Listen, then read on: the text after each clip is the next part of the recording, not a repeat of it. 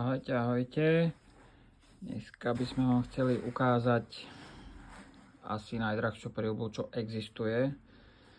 Aspoň z našich informácií, ktoré máme. Takže máme tu pre zákazníka jednu nádhernú Schubertku, ktorá je v cene 5410 eur.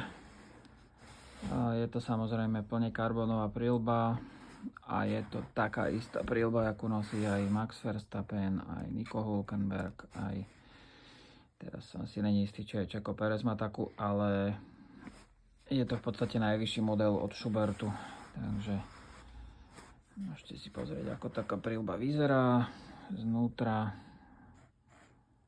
zvonka, vetračky, zapínanie. Takže z dnešného videa všetko. Čaute.